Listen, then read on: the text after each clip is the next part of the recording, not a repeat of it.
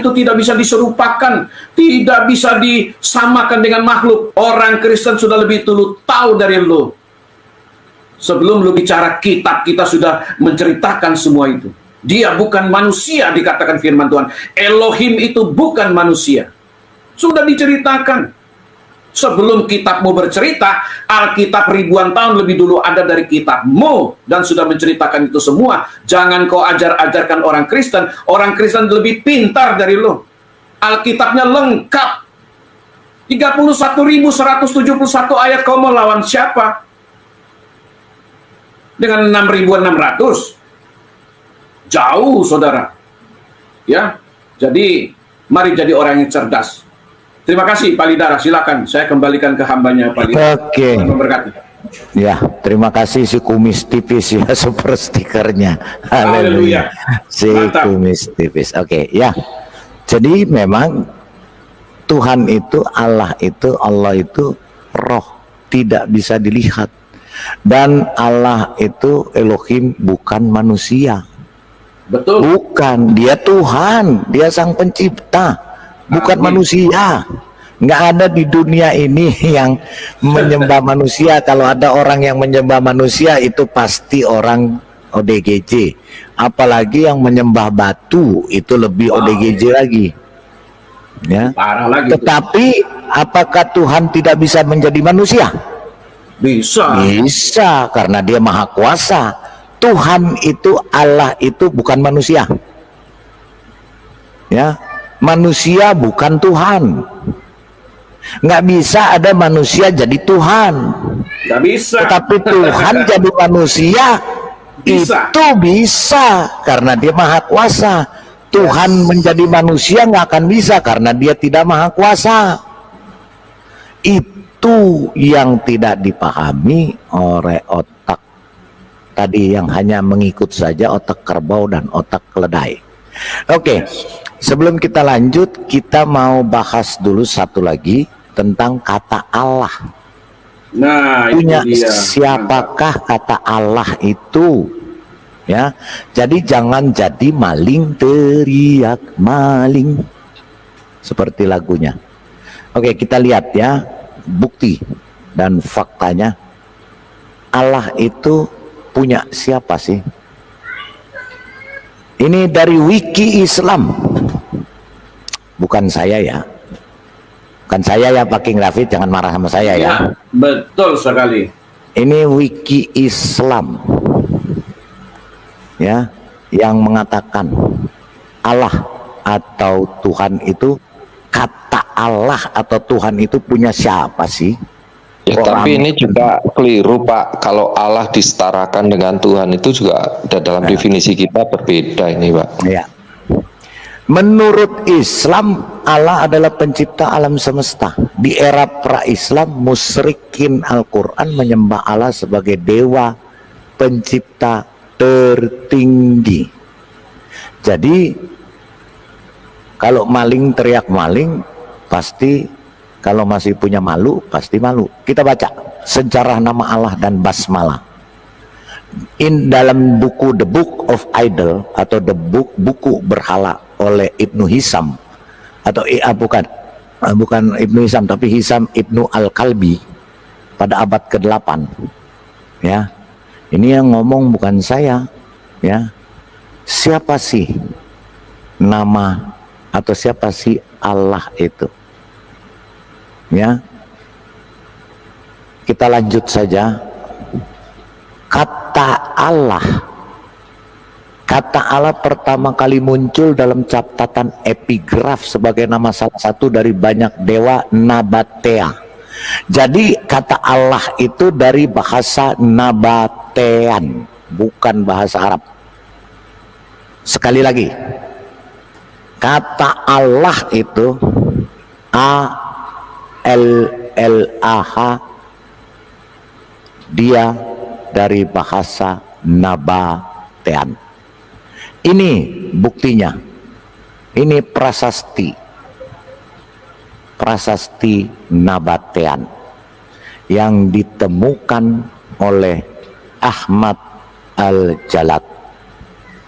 Nyolong lagi dia ternyata.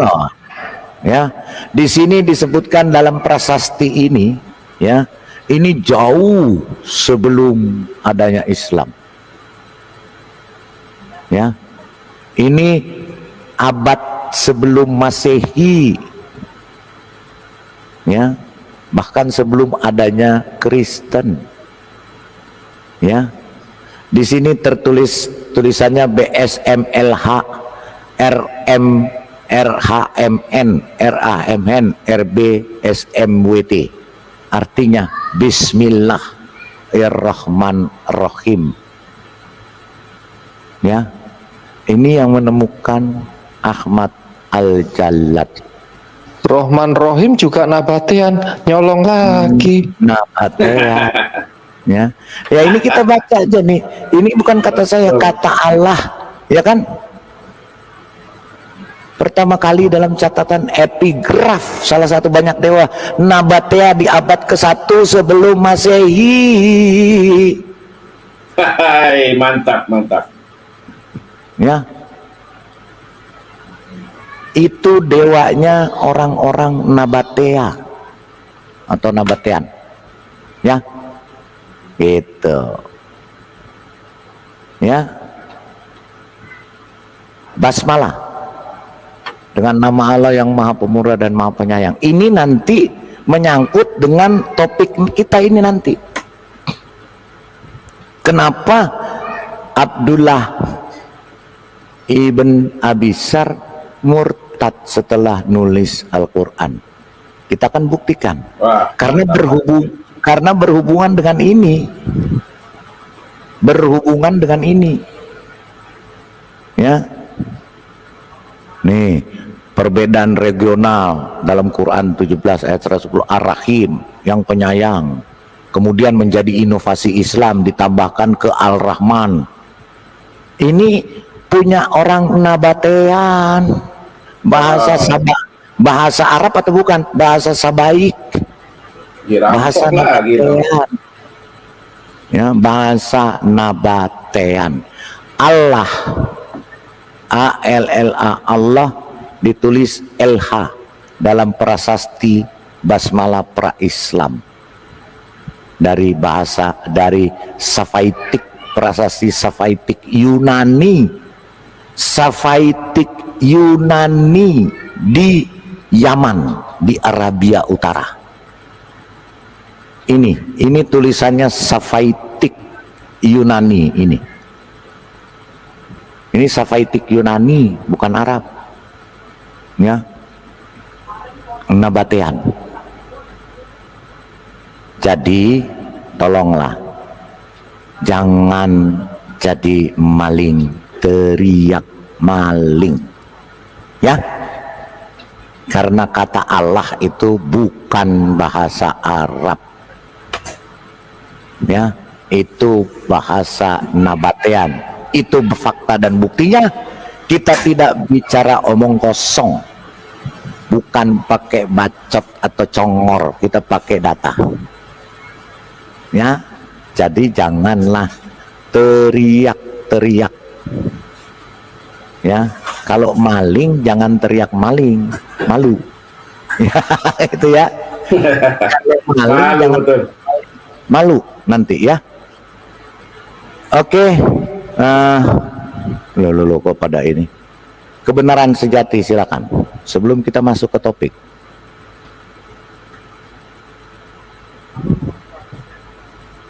Lagi bikin kopi. Oh, bikin kopi. Oke. Oh, yang lain dulu. Oke, kita masuk ke topik lah. Ya. Sorry, suara saya kedengaran kah?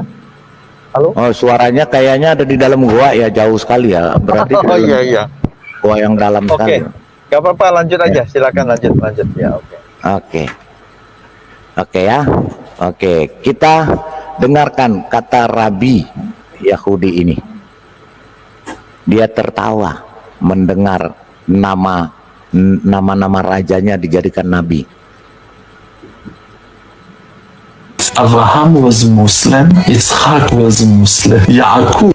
Ini Rabi Yahudi. Kenapa kalian bilang Yakub Muslim, Abraham Muslim, bangun dari mimpi katanya. telling us Abraham was Muslim, Yitzhak was Muslim, Yaqub was Muslim, the angel Jibril was Muslim. Come on, guys, wake up. We're Jewish. They were not Muslim, they were Jewish.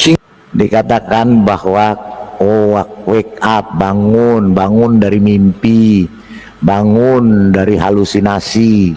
Kami orang Yahudi katanya, kami bukan Muslim, ya. Malulah kalian orang Muslim, ya. They were not Muslim, they were Jewish. King David. Kami bukan Muslim, kami orang Yahudi. Raja David kok bisa jadi Nabi Daud? Come on katanya, ayolah bangun dari mimpi. Nabi Daud, come on. David Hamelech. David Hamelech. David tuh Hamelech. David tuh raja, nggak pernah jadi Daud, nggak pernah jadi nabi.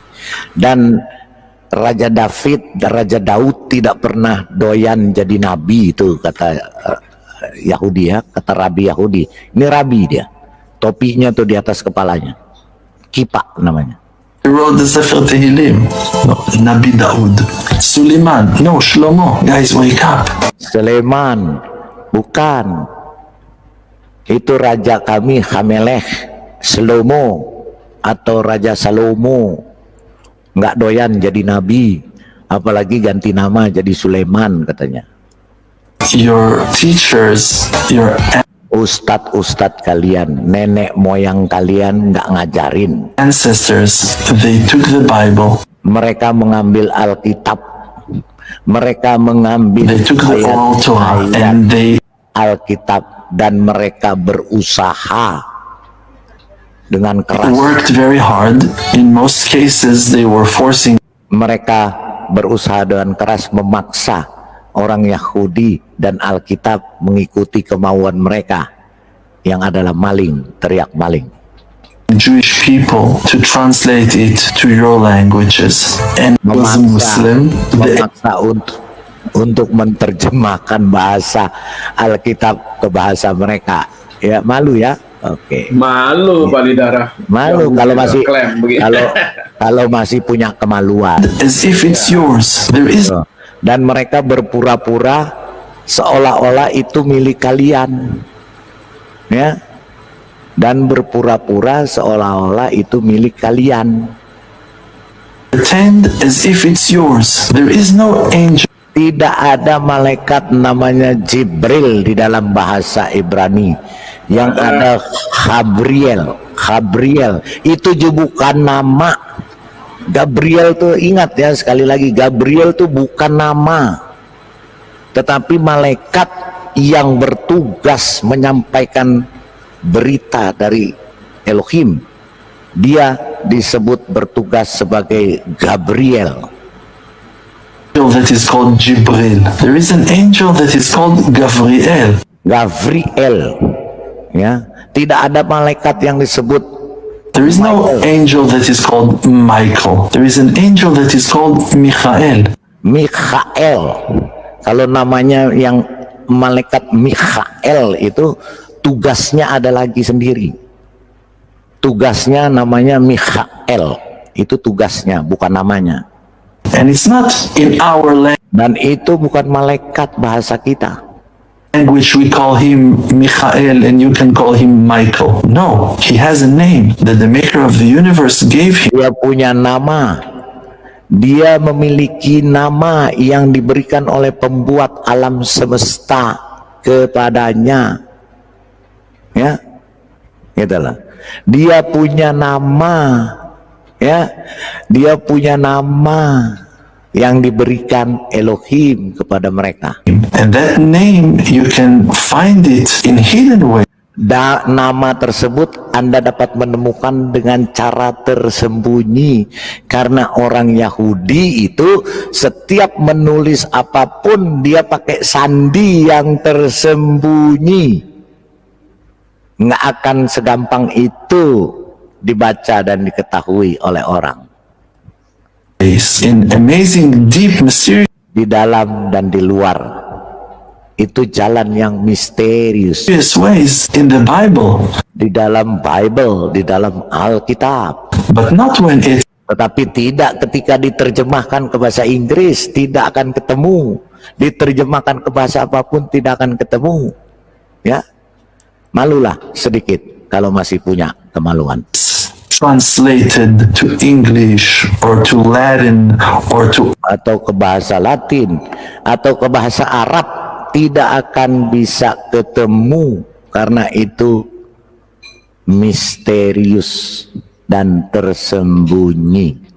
Jadi Gabriel itu bukan nama. Kok tiba-tiba jadi nama Jibril?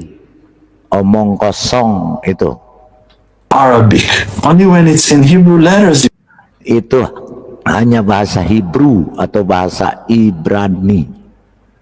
Anda dapat menemukan You can find the name Gabriel, Gabriel, Mikhael di dalam bahasa Ibrani yang tersembunyi. Michael, Uriel, Uliel, Nuel. Ada malaikat tuh banyak namanya. Ada Uiel, ada Nuel. Ya, Uriel, angels that are malaikat yang menyebarkan cahaya. Or, siapa itu cahaya? Pak King? Siapa itu cahaya? Siapa itu terang? Ya Tuhan Tuhan. Yesus. Tuhan spreading light. We can tell you about Ya, kami Haleluya. dapat memberitahu kalian tentang kebijaksanaan itu. that wisdom. We're not holding it back. Ya, Just that you need to understand that you need to, in a humble way, receive it from us, and it's going to be okay. And even if it's hard and you think and it sounds to your ears as if some of us are arrogant, I apologize for them. And if you suspect me in something, jadi katanya janganlah kalian itu besar kepala, jangan arogan. Ya, itu bukan punya kalian. Jangan sok tahu. Itu katanya dia. Itu orang Yahudi. Ya. Yang punya Raja Daud, punya Raja Salomo, nggak pernah ganti jadi Sulaiman, nggak pernah Sulaiman itu jadi yang bisa nabi. bicara sama semut kali Pak Didara. Iya. Sulaiman itu dongeng yang bicara sama Dongeng. semut. Karena Ya. Raja Salomo manusia, dia bukan semut, nggak bisa ngomong sama semut. Bukan Sulaiman imut, tuh bukan imut. Sulaiman itu di tempat saya tukang potong kayu, Pak. Penebang kayu kelapa itu namanya Sulaiman. Ya itu ya. Jadi kita membuka, Si Maman.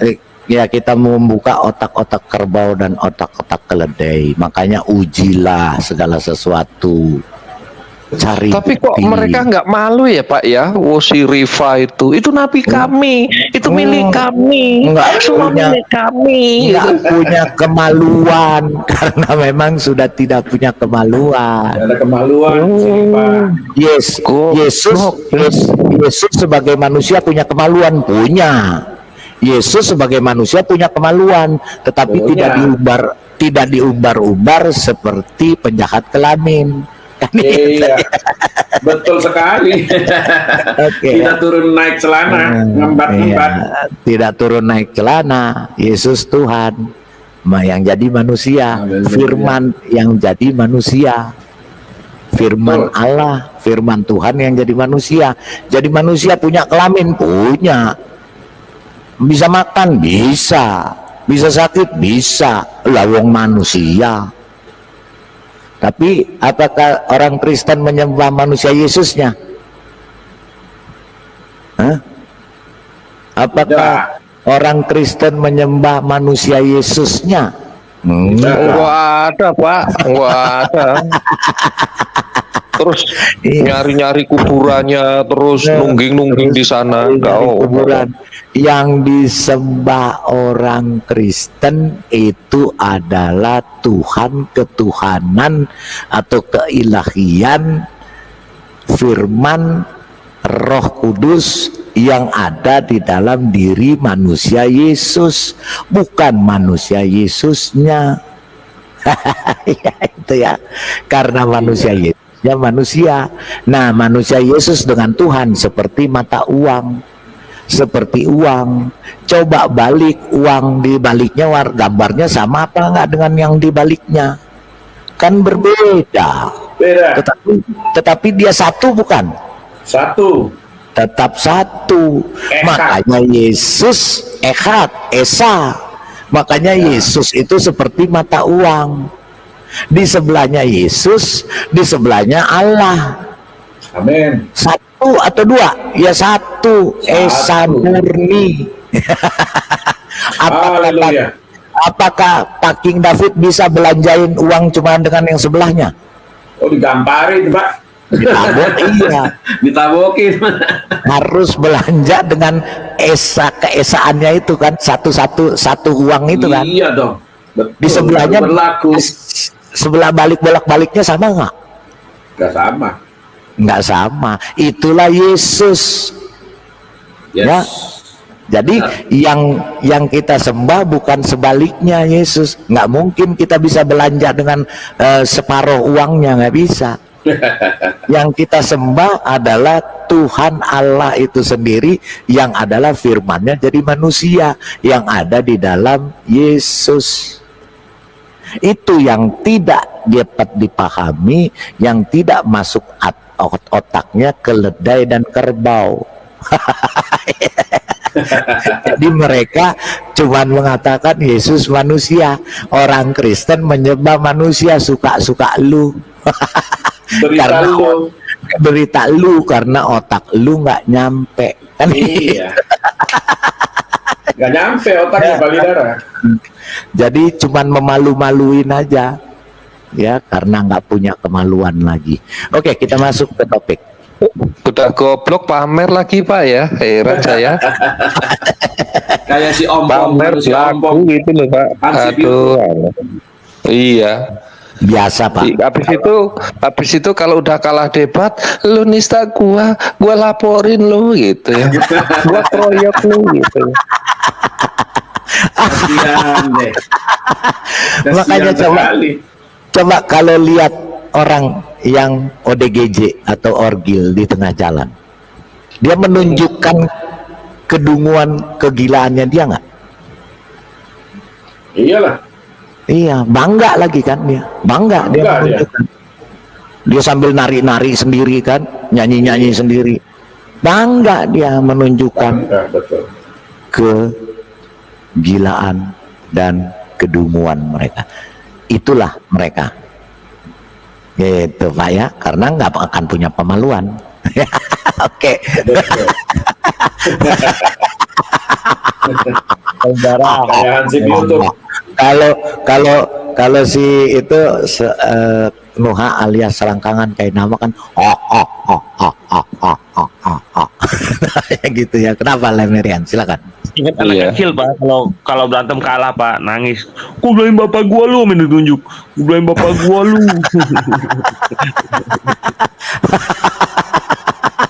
Palidara. Saya teringat si Ompong kan bilang tuh, si Ompong tuh. Saya ingat terus sama si Ompong gitu kan. Mau dari Zeus dari apa namanya itu, cerita dongeng iya kan? Yang penting mana tertulis. saja yang penting tertulis di kitab saya wajib imani. Nah, kalau begitu saya ibaratkan begini Pak Palidara dan teman-teman.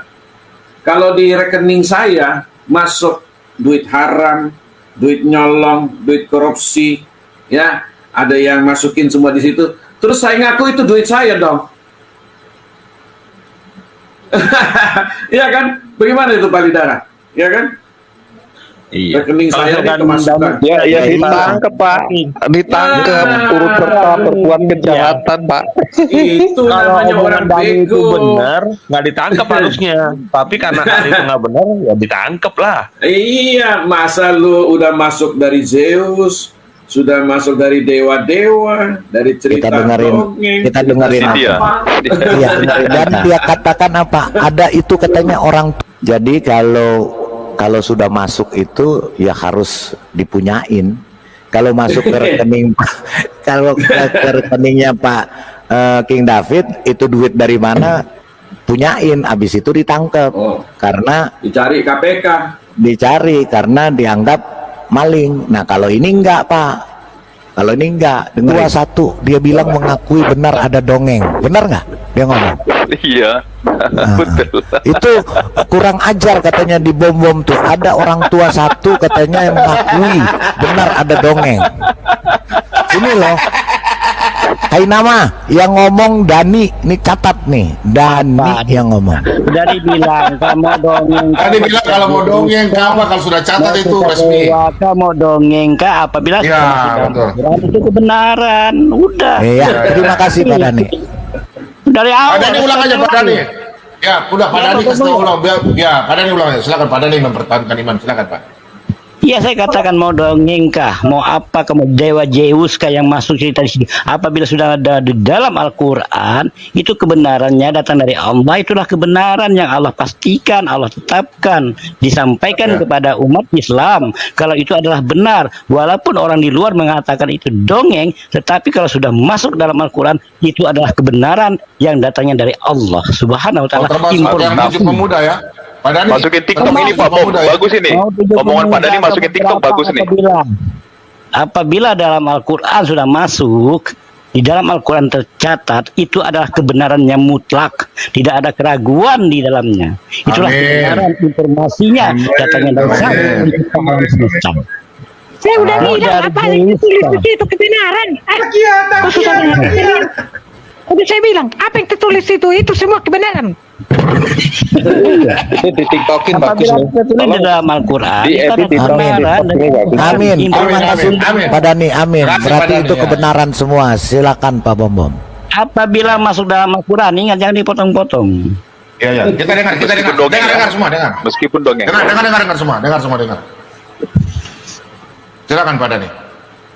Ya, sekali lagi, apabila sudah masuk di dalam Al-Quran, cerita apapun, Meskipun dongeng apapun, walaupun dongeng ke cerita rakyat, ke cerita apapun namanya, cerita Zeus kah, cerita apa lagi, cerita dewa, Kain dan Abel.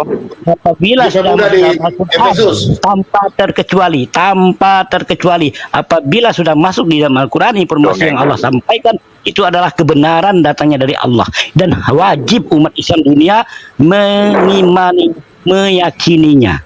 Tidak ada keraguan. Tidak ada keraguan bagi orang-orang yang bertakwa. Terima kasih. Betul banget Pak. Iya, jadi wajib imani. Kalau Alkitab mengatakan ujilah, betul nggak? Ujilah, cari bukti, jangan main imani saja. Jangan main imani saja seperti keledai. Kalau mereka, tadi kita sudah dengar, betul nggak Pak King David teman-teman? Apa yang sudah masuk, mau dongeng kek, mau tulus kek, mau cerita apa kek, kalau sudah masuk wajib diimani. Nggak perlu diuji, nggak perlu dibuktikan, imani saja. Itu ya. Oke, kita masuk ke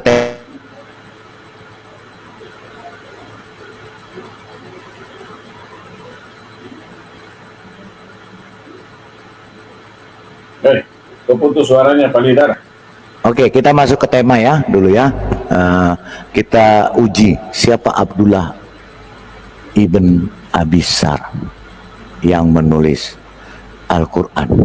Kenapa dia murtad setelah menulis Al-Quran? Oke, kita lihat. Kita buktikan dan kita pakai data dan dalil, bukan omong kosong seperti para sampah dan keledai. Oke, ini namanya Abdullah ibn Abisar. Karena kita pakai bahasa Indonesia, maka kita translate dulu ke bahasa Indonesia. Oke. Abdullah ibn Abisar, ya, adalah seorang juru tulis dan komandan militer Arab. Dia adalah juru tulis Al-Quran. Dalam bahasa Arabnya katab Al-Wahyi, dan gubernur Mesir dulu, ya, dalam kekhalifahan Utsman. Ya, kita lihat pada zaman Muhammad, selama menjadi juru tulis, Muhammad akan mendiktekan kepadanya sebuah wahyu untuk ditulis, seperti yang dia lakukan dengan juru tulis lainnya. Al-Sar atau Abdullah ibn Abisar meninggalkan Islam dan melarikan diri ke Mekah setelah menyatakan bahwa dia menyadari bahwa Muhammad mengarang wahyu. Sekali lagi, biar jelas, ya. Selama menjadi juru tulis, Muhammad akan mendiktekan kepadanya sebuah wahyu yang diterima, yang katanya diterima untuk ditulis, seperti yang dia lakukan dengan juru tulis lainnya. Abdullah ibn Abisar meninggalkan Islam alias murtad setelah menulis Al-Quran dan melarikan diri ke Mekah setelah menyatakan bahwa dia menyadari bahwa Muhammad mengarang wahyu. Abi Saleh meriwayatkan dari Ibnu Abbas mencatat Rasulullah mengundangnya agar bisa menuliskannya wahyu, sehingga ketika ayat surah 23 tanda bagi 12, dan sesungguhnya kami telah menciptakan manusia dari tanah liat, diturunkan, Nabi atau Muhammad memanggil Abdullah ibn Abisar dan mendiktekannya kepadanya. Dan ketika Nabi mencapai akhir dari ayat surah 23.2 tanda bagi nomor 14, demikianlah kami membentuknya menjadi ciptaan baru.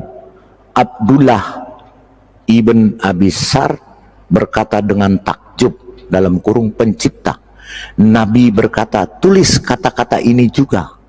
Maha suci Allah pencipta yang terbaik, karena kata-kata ini juga telah diturunkan kepadaku. Abdullah ibn Abisar mengklaim bahwa hal itu membuatnya ragu, dan dia tercatat mengatakan, jika Muhammad benar maka saya juga seorang nabi, karena saya juga menerima wahyu. Dan jika Muhammad berbohong, maka saya mengatakan hal yang serupa. Ucapannya, yakni ucapan maupun ucapanku, bukanlah kata-kata Allah. Abisar selanjutnya menguji keraguannya dengan secara Muslim. Waqidi, Ibn Al-Athir dan Tabari menulis bahwa Muhammad mendiktekan, yaitu Allah maha mengetahui yang maha bijaksana, yang sengaja ditulis oleh Abisar dengan urutan yang berlawanan, yaitu maha bijaksana, maha mengetahui. Sedangkan Muhammad mendiktekan Allah maha mengetahui yang maha bijaksana. Dia kemudian membacakannya kepada Muhammad yang tidak mendeteksi adanya perubahan. Waqidi menulis bahwa Ibn Abisar berkata, Muhammad tidak tahu apa yang dia diktekan, dan saya menulis dalam Quran apapun yang saya inginkan.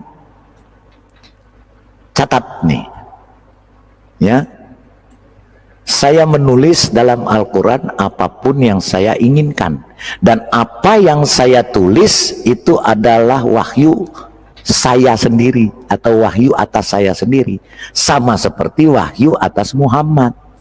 Jadi Abdullah Abisar mengatakan, saya juga nabi, karena saya juga bisa menulis Quran dengan wahyu saya sendiri, seperti yang tertulis di tadi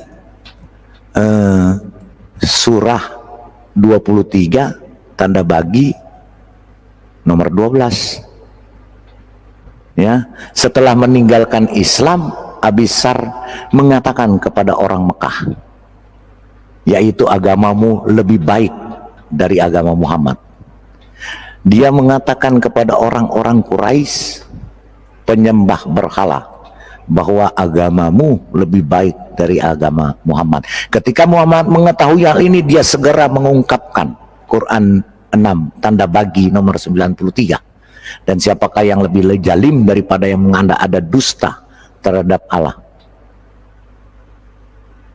atau mengatakan itu telah diwahyukan kepadaku, padahal tidak ada yang diwahyukan kepadanya. Dan orang yang mengatakan aku akan mengungkapkan seperti yang diturunkan Allah. Abu Jarir Al-Tabari mencatat dalam tafsir Qur'annya, Al-Qasim mengatakan kepada kami, saya dapat mengungkapkan seperti apa yang telah Allah wahyukan. Terungkap tentang Abdullah bin Sa'ad bin Abisar, saudara laki-laki Bani, anak Amir bin Lu'ay. Dia, Abdullah, digunakan untuk menulis untuk Nabi SAW. Dan ketika Muhammad sedang mendikte Maha Agung dalam kekuatan penuh kebijaksanaan, dia, Abdullah, akan menulisnya Maha Pengampun, Maha Penyayang, sehingga mengubahnya. Dia, Abdullah, akan membacakan ayat yang diubahnya kepada Muhammad. Bahkan Abdullah Abisar ini bukan dia menulis sengaja, tetapi dia dikte, dia kasih tahu kepada Muhammad, ini loh bacaannya saya tulis seperti ini. Akan Abdullah Abisar akan membacakan ayat yang diubah kepada Muhammad, dan dia, Muhammad, berkata, ya seperti itu, seperti ini. Jadi dia, Abdullah, kembali dari Islam dan mengikuti, keluar dari Islam dan mengikuti agama lamanya, yaitu Quraisy, penyembah berhala, dan mengatakan kepada mereka, dia, Muhammad, biasa membacakan kepadaku yang maha kuasa penuh kebijaksanaan, dan aku akan mengubahnya ketika kau menulisnya, dan dia akan memberitahuku, ya itu artinya sama. Jadi disetujui. Ya, oke, kita lanjut lagi. Setelah Utsman dan Al-Sur pergi, Muhammad berpaling kepada para sahabatnya. Ya, apakah tidak ada orang cerdas di antara kamu yang akan melawan orang ini ketika dia melihat saya berhenti menerima sumpah setia dan membunuhnya, dan bahwa aku tetap diam agar salah satu dari kalian bisa bangun dan memenggal kepalanya?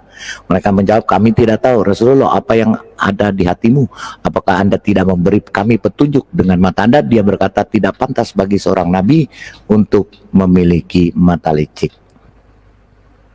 Ya, ini pada masa Umar, pada masa Utsman, mau disangkal, sangkal loh, derita lu. Saya cuman membacakan. Ya, saya Epen kah? Saya cuman membacakan. Mau nangis Bombay, nangis Bombay. Bukan urusan gue. Ya, oke. Kita lihat lagi berikutnya. Ada 4 data, ya, yang saya punya. Saya harus bacakan semua, ya, supaya paham, ya. Oke. Ini yang kedua, tadi Wikipedia, sekarang kita buka yang kedua. Ini dari situsnya sendiri, Tulaihah, ya, The Story of Abdullah ibn Sa'ad ibn Abisar, Tafsir Al-Bagawi.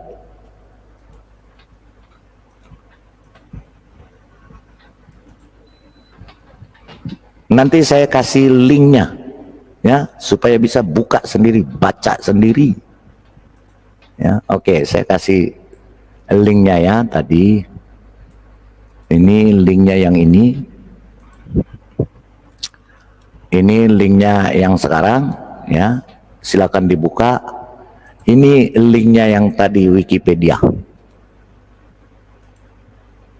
Silakan dibuka, baca sendiri. Nangis sendiri guling-gulingan sendiri. Gua nggak tanggung jawab. Ya, oke. Oke, kita baca ya. Dalam sebagian tafsirnya tentang surah Al-An'am, Al-Bagawi mencatat sebagai berikut. Tadi surah lain, sekarang surah lain lagi ya. Firman yang Maha Kuasa, dan siapapun yang berkata aku akan menurunkan yang serupa dengan apa yang diturunkan Allah. Dikatakan telah diturunkan tentang Abdullah bin Sa'ad bin Abisar, dan dia telah memeluk Islam dan biasa menulis ke Nabi, menulis Al-Quran. Maksudnya semoga doa dan damai Allah besertanya, dan ketika dia mendiktekan kepadanya mendengar, melihat, dan dia menulis yang Maha Pengampun, Maha Penyayang. Padahal disuruh menulis, mendengar, dan melihat. Dia tulis yang Maha Pengampun dan Maha Penyayang. Ketika diturunkan dan kami telah menciptakan manusia dari keturunan dari tanah liat.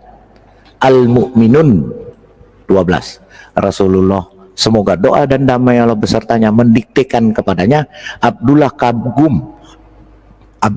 bin Abisar kagum dengan detail penciptaan manusia. Jadi dia berkata, terpujilah Tuhan yang terbaik dari pencipta. Nabi, semoga doa damai Allah berkata damai. Abdullah ragu, ya, dibilang tulislah dan beginilah cara diturunkan. Abdullah ragu dan berkata, jika Muhammad benar, maka dia mengungkapkan kepadaku sebagai yang diturunkan kepadanya, bukan gampang dirubah-rubah. Gara-gara dia rubah, dia sendiri yang merubah, tapi disetujui oleh Muhammad. Jadi dia murtad dari Islam dan bergabung dengan musyrik. Ya, ini yang mengatakan, dikatakan bahwa ini terungkap tentang Abdullah bin Sa'ad bin Abisar. Dia telah menjadi seorang muslim dan telah pernah menjadi juru tulis Nabi. Kapan? Mendengar, melihat, mendengar, melihat. Akan didiktekan kepadanya, dia akan menulis.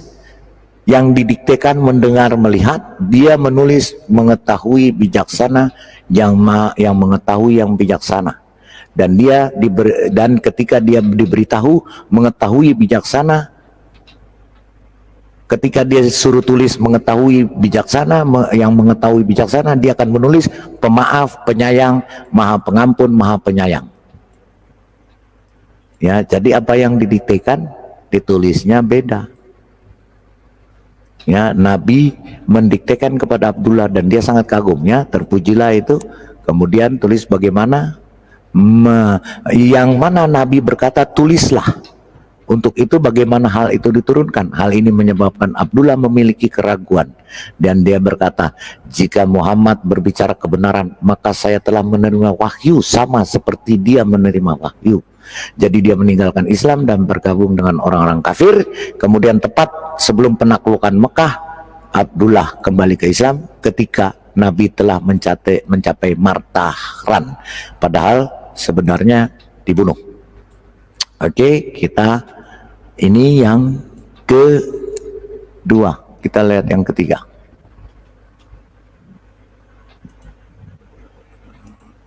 Kita lihat yang ketiga. Ini situsnya. Silakan buka sendiri, baca sendiri, terjemahin sendiri, ya.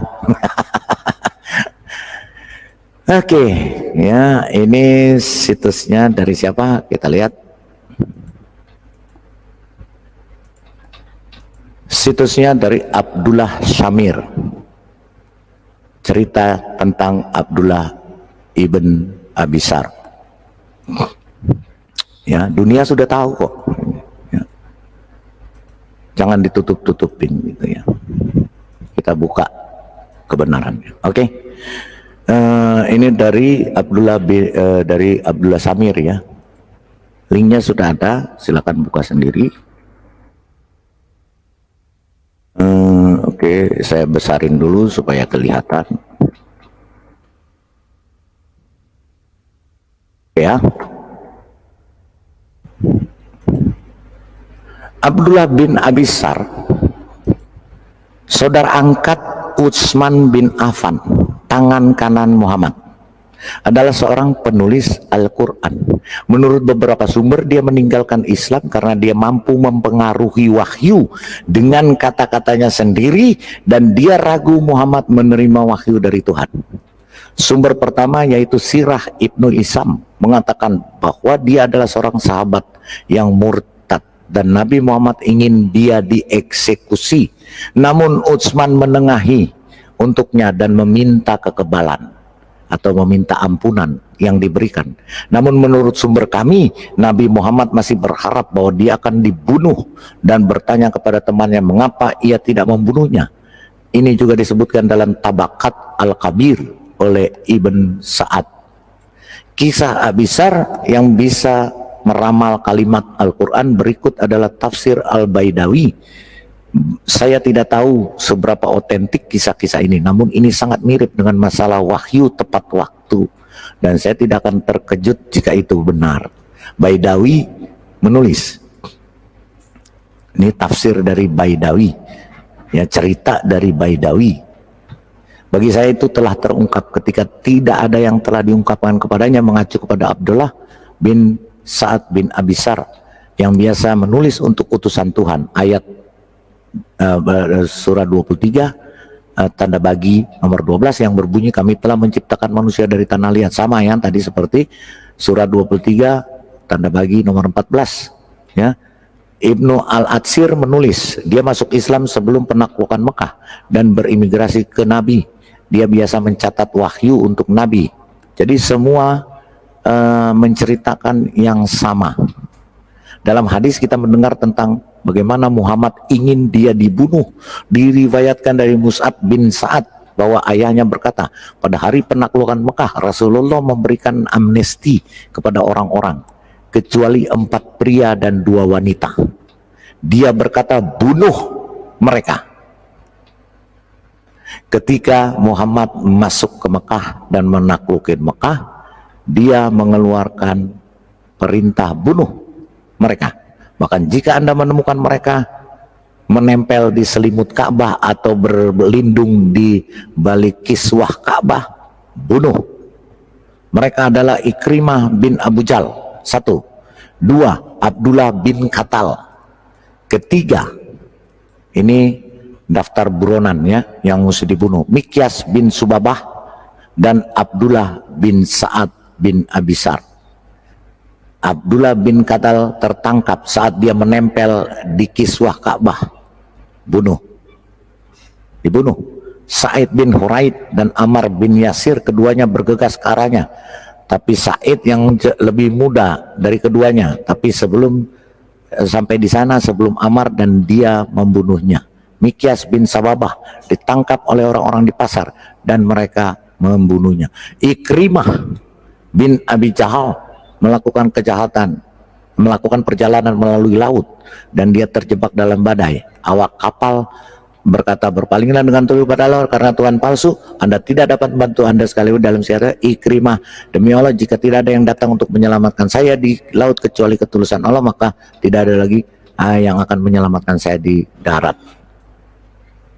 Ini semua dibunuh, ya. Katanya Abisar diampuni karena Abisar punya koneksi nepotisme. Abisar bersembunyi di rumah Utsman bin Affan, saudara angkatnya, ya, dan yang memintakan ampun kepada Muhammad adalah tangan kanannya, yaitu Utsman bin Affan, yang juga menyimpan mushaf Al-Quran satu-satunya. Dan yang kemudian yang kita dengar daripada Mun'im Siri 1924 dikanonisasi, itu dari mushaf Utsman bin Affan, ya. Abisar bersembunyi di rumah Utsman bin Affan ketika Rasulullah memanggil orang-orang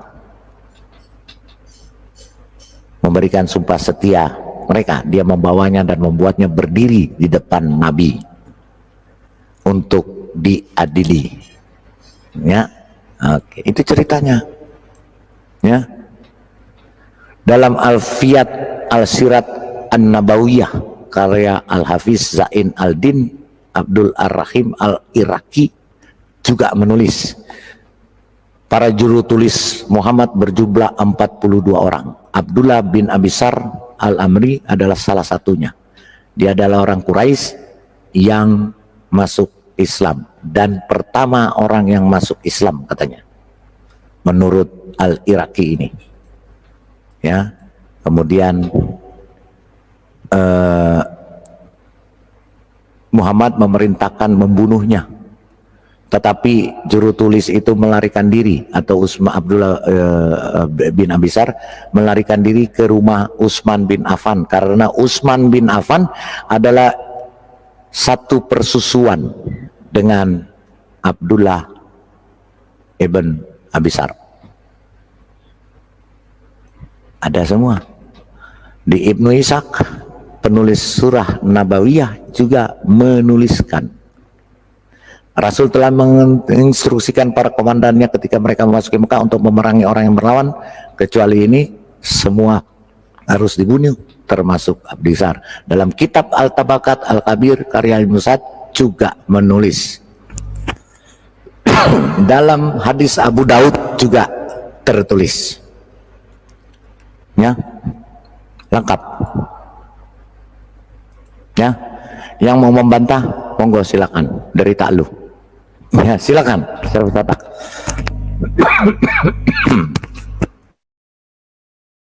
Empat situs, ya. Silakan. Servis otak lagi bikin kopi, Depari Perangin-Angin. Ya Pak, sorry Pak. Sorry. Oke, ya saudara yang kekasih ya, memang data-data yang disampaikan oleh Pak Lidara ini kan kita mengambil dari sejarawan-sejarawan dan penulis-penulis dari Muslim itu sendiri ya, dan jelas saya Ibnu Ishaq ini sendiri ya keluar dari imannya yaitu Islam, karena dari apa yang dinarasikan oleh junjungannya itu sesuatu yang tidak masuk akal ya, karena dia orang cerdas gitu ya. Nah, kenapa kok kita orang Kristen itu percaya? Tentunya kita memiliki rujukan yang lebih valid lagi Pak ya, teman-teman ya, di channel Lidara yang setia ini ya. Karena kenapa? Semua yang diceritakan di dalam kitab-kitab itu kan sumber utamanya, sumber pokoknya kan ada di kitab kita semua saudaraku ya. Jadi ketika Ibnu Ishaq ini menuliskan ya, kemudian kita komparasikan dan kita sandingkan dengan tokoh-tokoh sejarah yang ada di Alkitab kita, itu kita bisa melihat ya, datanya itu cukup cukup valid dan bisa dipertanggungjawabkan, karena semua yang disumber diceritakan itu semua berasal dari iman kita, iman kekristenan. Nah, iman kekristenan itu muncul bukan dari Barat, dari Eropa atau dari Indonesia. Kekristenan itu ya munculnya dari keturunan Yakub ini, Israel ini, gitu loh. Jadi karena mereka itu sangat bodoh sekali ya, orang-orang bodoh ya, kemudian belagak sok tahu berbicara tentang iman. Dan sejarah aja dia goblok kok mau berbicara tentang iman, kan aneh gitu ya. Itu yang pertama. Terus kemudian berbicara tadi ya, berbicara kata serapan itu ya. Kata serapan jelas sekali dibuktikan bahwa itu bukan berasal dari bahasa Arab. Ya, bahasa Arab pun mengambil serapan yang diambil dari bukan bahasa Semitik, bukan bahasa Quran. Iya, bukan bahasa Quran. Ya, kata Allah, terus Jibril, Injil, terus yang jelas tadi itu Ar-Rahman. Kata Quran sendiri bukan bahasa Arab, bukan bahasa Quran. Ini sapi otak ada di laut ya, berarti ada di dalam air, dia kerupuk-kerupuk. Enggak Pak, ini saya masih kerupuk-kerupuk ya Pak ya. Iya. Berarti. Pak, di sini ada itu rohnya si Dobol itu Pak. Situ, Pak. Dobol Itu jaran itu. suaranya kerupuk-kerupuk. Kenapa kerupuk-kerupuk ya? Satip dulu. Masih enggak Pak? Masih. Coba keluar dulu Mas. Oke, coba saya Sakit ini ya. telinga tuh. Katanya tuh sakit telinga. Saya nggak pakai ini loh, nggak pakai headset loh. Coba pakai headset Pak ya. Karena nggak pakai headset. Oh gitu, udara masuk semua mungkin ya Pak ya. Oh, iya. Itu pakai Itu kepenuhan wahyu itu. tes. Ya, silakan. Bagus, mantap. Bagus ya. Oh, berarti sensitif ini saya. Ya. Terus juga kata serapan itu jelas ya, contekan ya. Ternyata nyontek ya. Apa sih yang nggak dicontek gitu? Apa yang bisa kamu lakukan gitu ya. Kalau tidak nyontek, kalau tidak bisa hidup nih kitab ini ya, iman orang ini ya. Sejarah tadi jelas dikatakan, lu pada gila istilahnya. wake up itu kan istilahnya sebuah kata sindiran ya. Lo gila lo gitu kalau bahasa anak sekarang ya. Itu tokoh-tokoh kami itu bukan nabi gitu ya.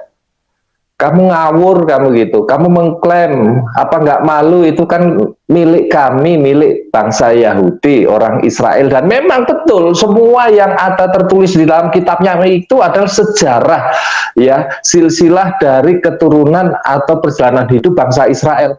Kok orang Arab Yaman ini kok dengan bangganya ya, dengan tidak punya rasa malu mengklaim itu miliknya? Otak rusak bener ya.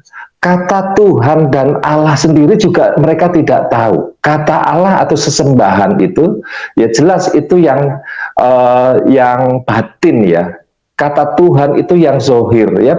Sebenarnya banyak sekali bukti-bukti yang menandakan bahwa mereka tidak mampu, tidak ngerti dan ini. Makanya ya kita bersyukur ya saudaraku, kita punya nabi-nabi yang tertulis dalam perjanjian itu nggak ada yang goblok ya. Itu yang saya sangat bangga. Rasul-rasul kita juga nggak ada yang goblok. Sehingga dia tahu mana itu yang datang dari manusia, mana itu dongeng, mana itu yang datang dari Allah. Ya, dan Alkitab dengan tegas mengatakan ujilah. Kalau mereka nggak perlu uji, mau kitab dongeng kayak mau kitab apa kayak, yang penting sudah masuk di dalam kitabnya dianggap kebenaran. Ya saya setuju. Ya benar-benar dongeng, benar-benar nyontek, benar-benar menduplikator cerita-cerita yang gombal-gambul. Demikian Pak Lidara dan teman-teman. Oke, jadi itu ya. Mereka ini herannya ya, saya herannya ya, mereka nih ketika ditampilkan bukti malu, terus ngomongnya begini. Itu kan jadi membela diri, bukannya berpikir pakai otaknya, membuktikan cari kebenaran, tapi sibuk membela diri, menunjukkan kebodohannya. Kalau kita kan enggak ya pakainya.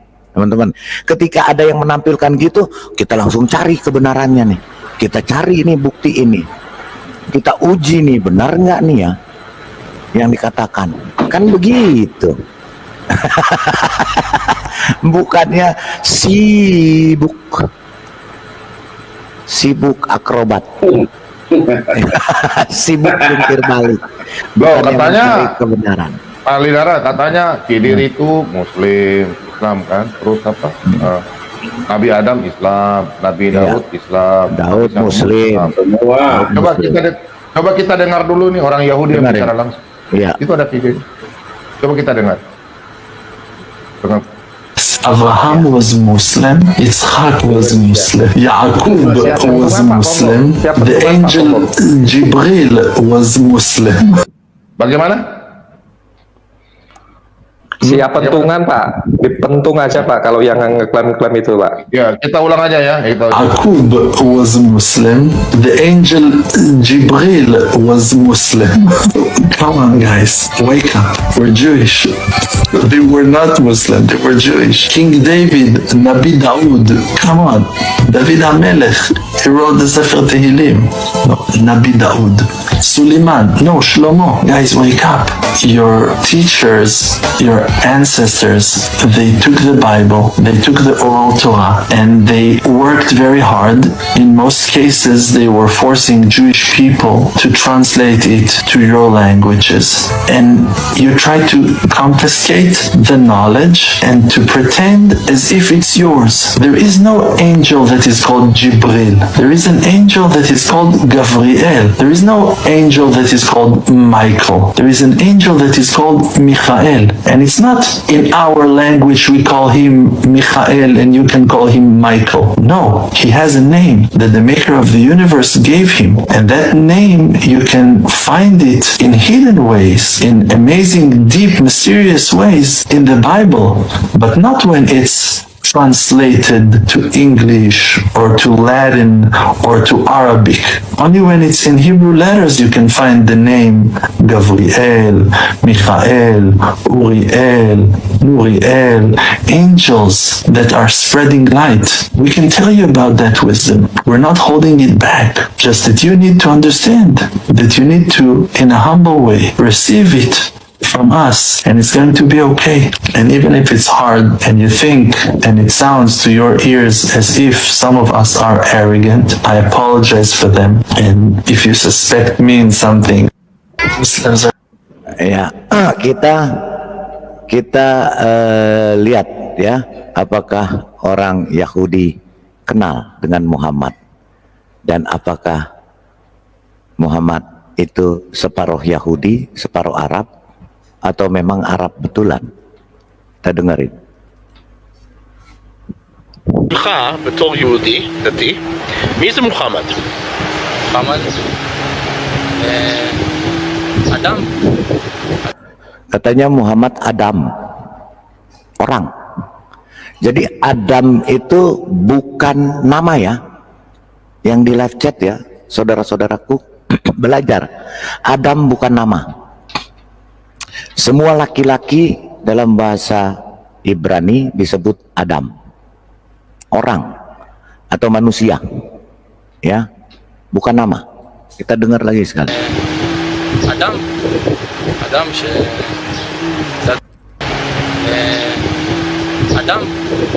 Adam קצת נקרא ככה השתבשה דעת. Nah, kata orang Rabi ini, orang Yahudi ini, dia Adam, orang. Dan saya mengatakan dia agak sedikit terganggu. Ini menurut orang Yahudi ya, bukan kata saya loh. Ya. בשבילך, בתור יהודי, דתי, מי זה מוחמד? מוחמד? אדם קצת נקרא ככה השתבשה דעתו. אוקיי. יש לו איזה מעמדות בתוך יהדות? איזה מעמדות בתוך יהדות? לא. Nggak ada statusnya. Bagi orang Yahudi nggak ada, nggak diakuin. Mohon maaf ya, nggak diaku. Terus Tuhannya juga beda. Jadi jangan nyamak-nyamain. Ya, jangan nyamak-nyamain, malulah sedikit ya. Jangan ngaku-ngaku, tadi juga udah dibilang Daud Hameleh,